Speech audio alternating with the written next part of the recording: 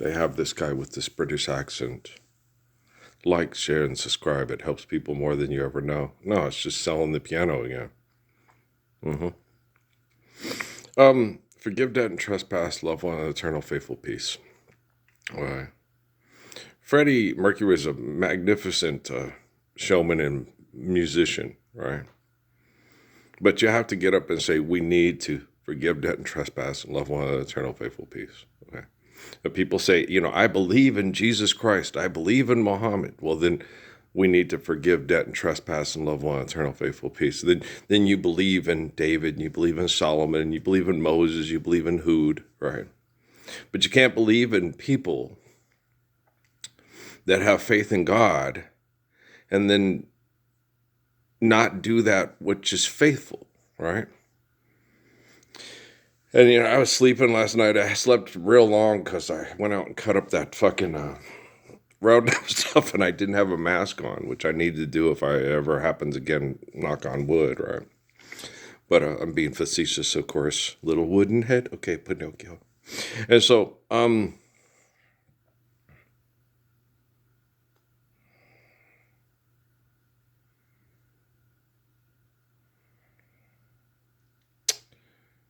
reading the words on the little thing because Emma needed money, not time, and all. And they go on and on and on. And this is tale as old as time, song as old as rhyme. Okay, money for booty for the beast. You're like, God dang it, that's snuggana, right? And I'm watching this thing with this little Emma girl from with Freddie Mercury and stuff. And it reminds me of my Aunt Natalie. Amy has some traits like Jennifer Lopez, but the one who's most like Jennifer Lopez is her oldest daughter, Natalie. Okay. They're very much alike. Okay. Well, because of their physical characteristics. Okay. When guys go goo-goo over you and they'll do anything to touch your butt naked, And, it's girls know. Okay. They know when they're that one that, like me and Eddie Chavez explained to Natalie, And Eddie was laughing, go, yeah, he's right. That's what Sit there and said, no, Natalie, 85% of the kids there at that junior high school, ones that follow you home and all that, want to get you alone in the janitor's closet and then tell everybody what they did, or some that are smart won't want to tell anybody so they can do it again, right? And she says, only 85%. The other 15% are gay and either want to be you or look like you. And Eddie Chavez is like, yeah. Okay. Steve Harvey couldn't explain it better, right? And so you have to watch it. Like Muhammad, you got to help in Arab countries and patriarchal country where the men are dominant sexually and they'll abuse the women, and the women tell the men what to do because they act like bitches. It's true. When a man acts like a bitch, he needs lots of money to have sex with the bitchiest woman. Okay? Because she don't want to live the Lord's Prayer either, because she feels powerful, because everybody wants to fuck her.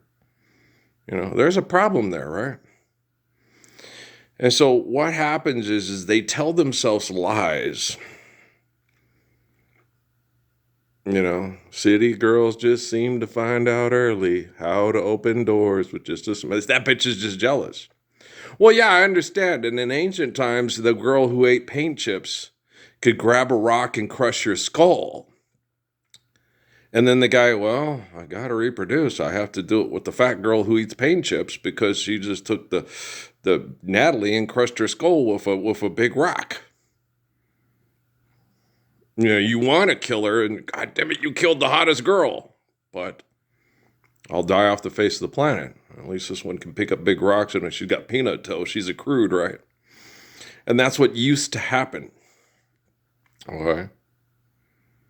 Like all the bully girls at school in Sierra Vista that were abusive to Natalie because all the guys liked her.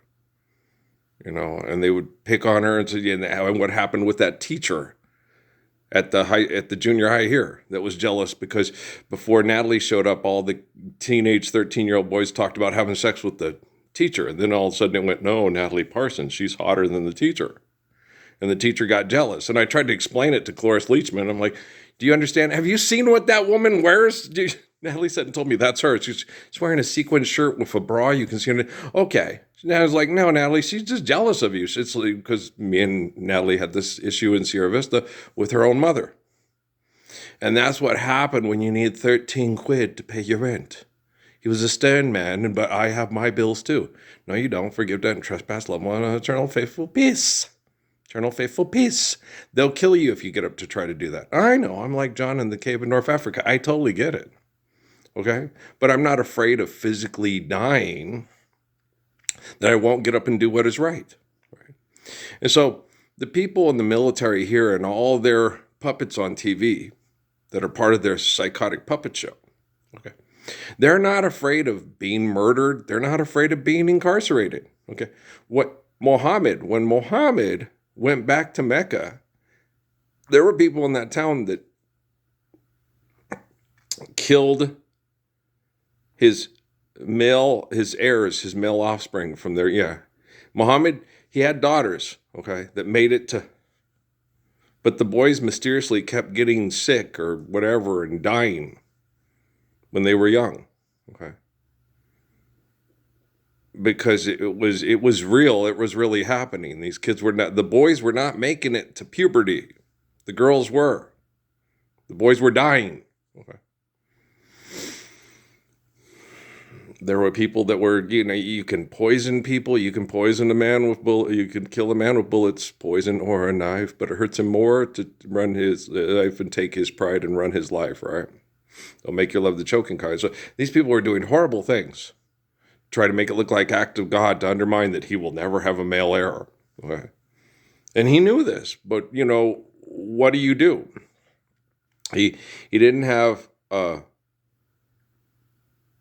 evidence. He probably had people among him that were betraying him because but he knew, but because he had only had circumstantial evidence, he could not do anything about it because you can't, and you know how they smirk, like Mr. Green Jacket and this, smirkety smirk, smirkety smirk, you're getting away with this. Yeah, you have to live with the people that are just like you and you trust them. Okay, you can trust Muhammad that he won't do this to you. Okay. And so when you watch politics and they're all feeling powerful, then the next day they're throwing a fit. Okay? Smirkety smirk, smirkety smirker, right? They'll take one of their most naive, biggest and brightest and throw them under the bus to make themselves look like they're, Charlie. We all miss Charlie. They don't miss Charlie. Okay? They just move up the ladder. There's a vacant spot for a public influencer opener. Hey, astronauts, where's the best spot? Where can we sell the piano? Piano man takes a stand in the auditorium. The boulevard is not that bad. The boulevard is horrible. We're not living the Lord's Prayer. It's the result of prostitution and intoxication. It's terrible. It's like that one painting that me and Amy had with the man sitting in the colorful bar with the yellow walls and all the bright colors and everything. And there's a bench and there's a drunk man sitting on it. And I sit there and he said that when his little description of this is a place where you go to die. And Amy goes, oh, I get it. She goes, I get it, yeah. You get drunk, it's all colorful and all that, and oh, spirits were here, and those were the days, my friend, and die, right? It's a place you go to die. And he spent a lot of time in the bar. It's where he met Gauguin. But it's a place you go to die. And he would meet women there and he'd say, well, you're too beautiful to do this. And then the women would laugh at him and say, well, we got to survive on the money from your paintings. That's the one that he cut his ear off and gave it to her. Okay. She was very physically pretty and she was a nice person. She was kind to him. And he said, well, let's just get you away from this hell. And, and what he told her is the same thing he told the other one in that movie with Kirk Douglas, with the hand. He's crazy over the candle. When she told him, you're creepy and you're ugly and you're stupid. Vincent, right? I could have told you, Vincent. And my own teacher, and well, he was just, he could, yeah, he thought that his desire to have children with women that he loved and found sexually attractive was his worst sin. So he went behind a barn and he shot himself in the genitalias, and he suffocated in a pile of manure. That's how Vincent van Gogh died. Vincent van Gogh died from the depression of not being able to love and be loved in return by a woman that understood the beauty of his sacrifice of doing things that were miserable to him to help other people not be miserable. Okay. His brother and his dad were industrialists that called in, I've got to pay my bills too. And they made Vincent into a priest because he couldn't do it. But then he found out when he became a priest, it was the same fucking business. So then he became an artist trying to tell everybody the gospels through his artwork. Okay?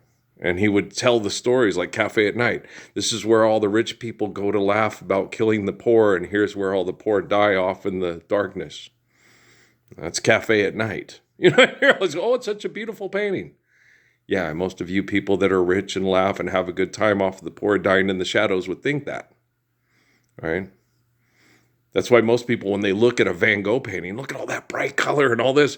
Yeah, like, whereas,